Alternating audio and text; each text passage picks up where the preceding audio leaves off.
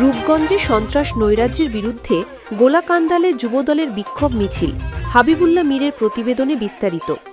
নারায়ণগঞ্জের রূপগঞ্জে সন্ত্রাস, চাঁদাবাজি, মাদক, নৈরাজ্য ও লুটতরাজের বিরুদ্ধে আজ গোলাকান্দাল ইউনিয়ন যুবদলের উদ্যোগে এক বিশাল বিক্ষোভ মিছিল অনুষ্ঠিত হয়েছে।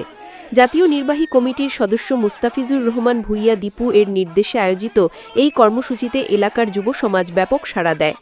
বিক্ষোভ মিছিলে সভাপতিত্ব করেন যুবদলের সহ ধর্ম বিষয়ক সম্পাদক রমজান হোসেন এবং এর পরিচালনায় সার্বিক সহযোগিতা করেন সাধারণ সম্পাদক ওমর হোসেন।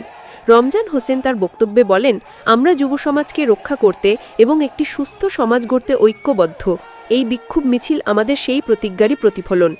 আমরা আমাদের আদর্শে অবিচল থেকে এই অন্যায় ও অবিচারের বিরুদ্ধে লড়াই চালিয়ে যাব। মিছিলটি গোলাকান্দাল নতুন বাজার গার্মেন্টস বাস স্ট্যান্ড থেকে শুরু হয়ে গোলাকান্দাল দক্ষিণপাড়া প্রাথমিক বিদ্যালয়ে গিয়ে শেষ হয়।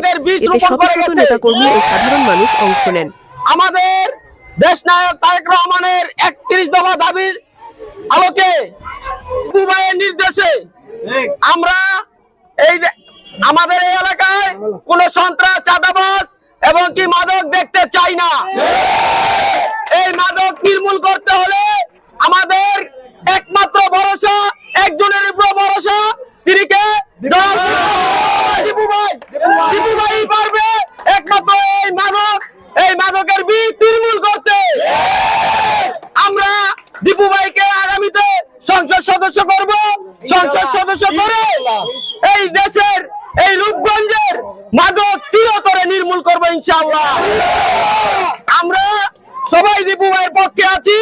দীপু ভাইয়ের নির্দেশে আমরা কাজ করে যাব। দীপু ভাইকে এমপি হিসাবে আমরা দেখতে চাই। যারা গরিব দুঃখী আছে তাদের পাশে থাকে দীপু ভাই। দীপু ভাই এমপি হোক, এটা আমরা সবাই চাই।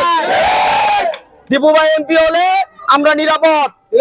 আমাদের এই দেশে কোনো চাঁদাবাজ থাকবে না, সন্ত্রাস থাকবে না, মাদক থাকবে না। তা আমরা দীপু ভাইকে এমপি হিসেবে দেখতে চাই। এই রূপগঞ্জে কোনো নেতা আছে?